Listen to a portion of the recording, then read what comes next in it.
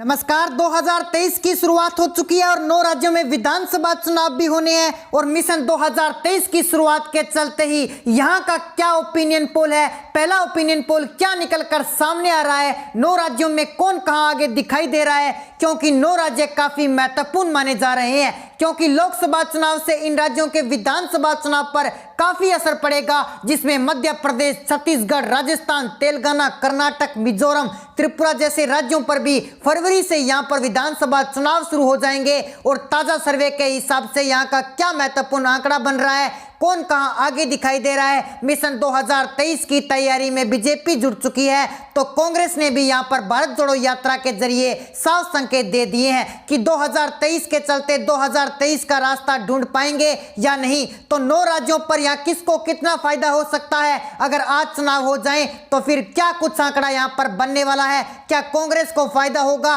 क्योंकि लगातार जिस तरह से बड़ा उलटफेर देखने को मिला है। तो अगर बात की जाए फरवरी में त्रिपुरा में विधानसभा चुनाव होने हैं और यहां के अगर आंकड़ों की बात की जाए तो 60 विधानसभा सीटें आती है, जबकि अगर बात की जाए फरवरी में ही मेघालय में चुनाव है। अगर बात की जाए जिस तरह से बड़ा उलटफेर हो सकता है, फरवरी में यहां पर नागालैंड और मई में कर्नाटक में विधानसभा चुनाव होंगे, नवंबर में छत्तीसगढ़, मध्य प्रदेश और मिजोरम में विधानसभा चुनाव होने हैं, जबकि दिसंबर में यहां पर राजस्थान, तेलंगाना में विधानसभा चुनाव होंगे। इसके अलावा बात की जाए जम्मू कश्मीर विधानसभा चुनाव की, तो कभी भी तारीखों का ऐलान हो सकता है। इस 2023 के शेड्यूल के अंदर कभी भी यहां पर जम्मू कश्मीर विधानसभा चुनाव पर तारीखों का ऐलान हो सकता है। तो आइए जानते हैं इन राज्यों का क्या महत्वपूर्ण गणित बन सकता है। आज के ताजा सर्वे के हिसाब से 2023 का पहला सर्वे है और यहां पर क्या महत्वपूर्ण विश्लेषण आंकड़ा बनने की संभावनाएं लगाई जा रही है। तो तेलंगाना विधानसभा चुनाव के साथ शुरुआत करते हैं। तेलंगाना के अंदर 115 विधानसभा सीटें हैं और ओपिनियन पोल के हिसाब से किसका पलड़ा भारी हो सकता है,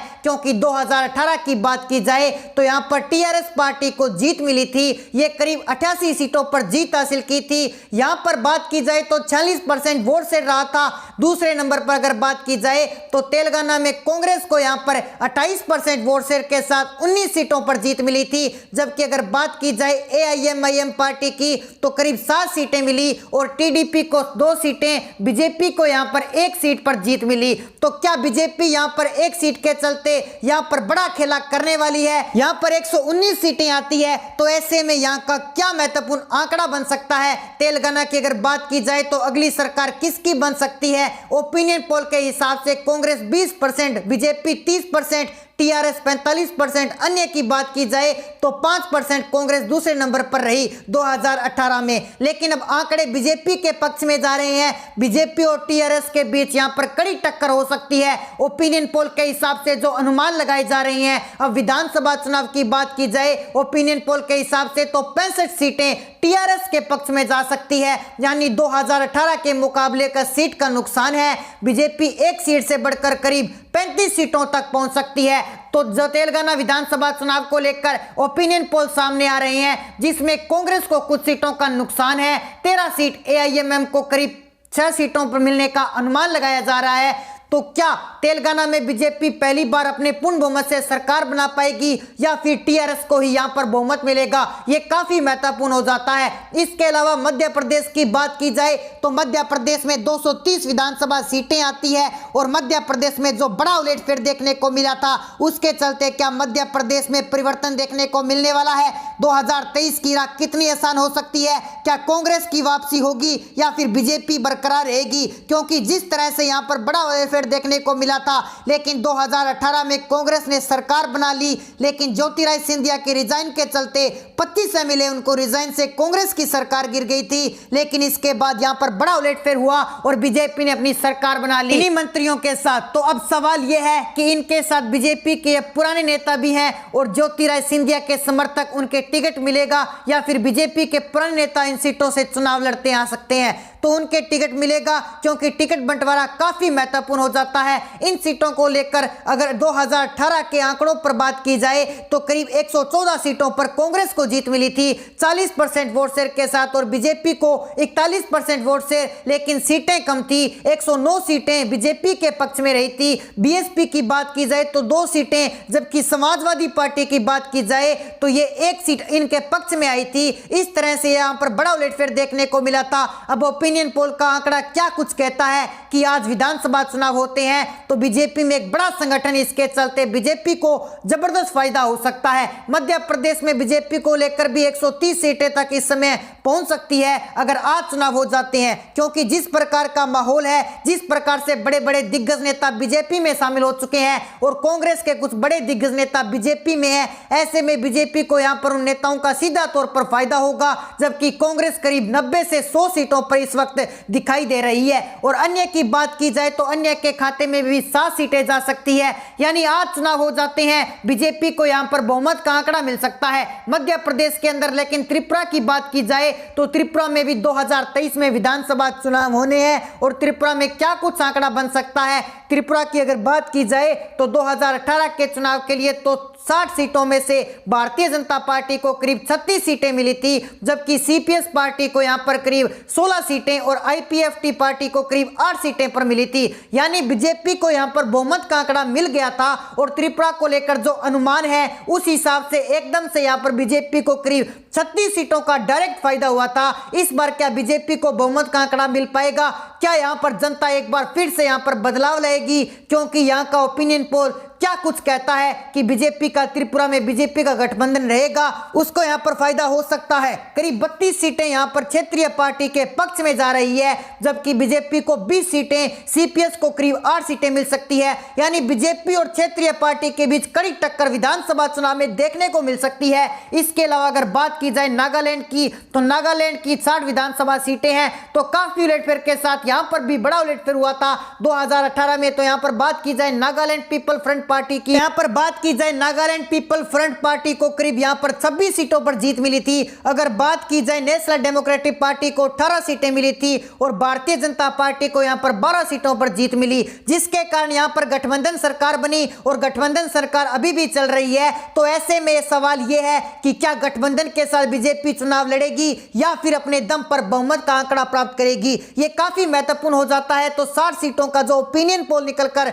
सामने आ रहा है उस हिसाब से नागालैंड में यहां पर जो एनपीएफ पार्टी को बहुमत का आंकड़ा मिल सकता है, जबकि एनडीए को 19 सीटें, यूपीए को 4 सीटें और अन्य की बात की जाए तो 2 सीट पर सिमट सकती है। यानी नागालैंड फ्रंट पीपल पार्टी को बहुमत का आंकड़ा यहां पर मिल सकता है, अनुमान यहां पर लगाए जा रहे हैं। अब बात की जाए कर्नाटक में अगली सरकार किसके पक्ष में जा सकती है, यहां का सर्वे क्या कह रहा है, क्योंकि कर्नाटक में भी बड़ा उलटफेर देखने को मिला था और कर्नाटक को लेकर जो अनुमान अब लगाए जा रहे हैं, क्या कर्नाटक में फिर नाटक देखने को मिलेगा, क्या यहां पर बड़ा उलटफेर देखने को मिलेगा? बीजेपी नेता ने अपना मुख्यमंत्री यहां पर चेहरा भी बदल दिया है, तो ऐसे में क्या आंकड़ा बनेगा? क्योंकि यहां पर भी सरकार बदल चुकी है। पहले यहां पर कांग्रेस को यहां पर सरकार बनाने का आंकड़ा मिला था, कांग्रेस और जेडीएस की यहां पर सरकार थी, लेकिन बाद में यह सरकार ज्यादा समय तक नहीं चल पाई और कई विधायकों के रिजाइन के चलते फिर बीजेपी ने अपनी सरकार बना ली। तो बीजेपी ने यहां पर 104 सीटों पर जीत मिली और कांग्रेस को करीब 80 सीटें और जेडीएस को करीब 37 सीटें मिली थी और 1 सीट निर्दलीय को मिली थी। तो इस तरह से अगर बात की जाए तो बड़ी पार्टी बीजेपी बनी थी।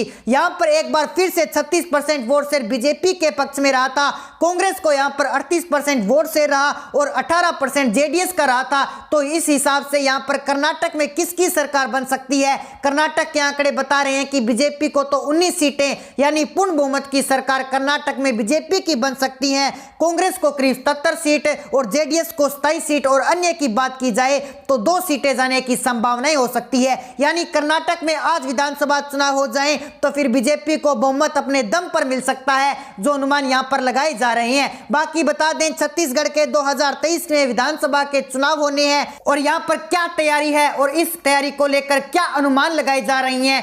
छत्तीसगढ़ के कुछ आंकड़े के ऊपर बात की जाए तो कांग्रेस को यहां पर 68 सीटों पर जीत मिली थी, सीधे तौर पर 29 सीटों का कांग्रेस को फायदा हुआ था, एक तरफा जीत मिली। भारतीय जनता पार्टी केवल 15 सीटों पर सिमट कर रह गई, 34 सीटों का नुकसान हुआ 2018 में। अगर बात की जाए यहां पर 43% वोट शेयर सिर्फ कांग्रेस पार्टी का रहा था और 33% भारतीय जनता पार्टी का रहा। 2 सीटें यहां पर बहुजन समाज पार्टी के पक्ष में देखने को मिली थी। इस तरह से अगर बात की जाए कांग्रेस को एक तरफा जीत मिली थी, तो क्या इस बार जनता बदलाव चाहेगी या फिर से कांग्रेस की सरकार बनेगी? इस पर ओपिनियन पोल के आंकड़े निकलकर सामने आ रहे हैं। ओपिनियन पोल के आंकड़े के हिसाब से 90 सीटों में से बीजेपी को करीब 49 सीटें मिल सकती है, कांग्रेस को 38 सीटें और अन्य की बात की जाए तो 3 सीटों पर सिमट सकती है। यानी छत्तीसगढ़ में बड़ा उलटफेर हो सकता है, यहां पर बीजेपी की वापसी हो सकती है, जो अनुमान यहां पर लगाए जा रहे हैं। लेकिन बात की जाए मिजोरम की, तो मिजोरम की तो यहां पर 40 लोकसभा सीटें आती है, जो अनुमान लगाए जा रहे हैं 40 सीटों में से।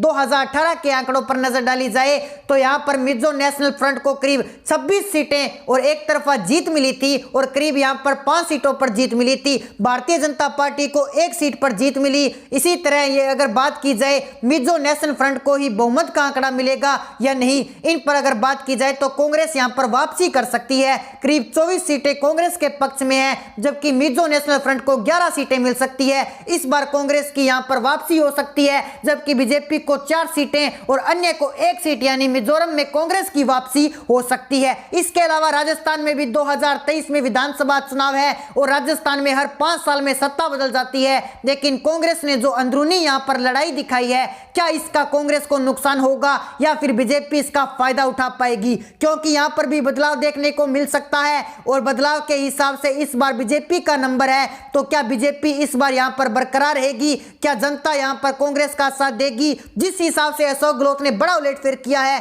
तो दोस्तों गहलोत की रणनीति पर क्या कांग्रेस को दोबारा जीत मिलेगी?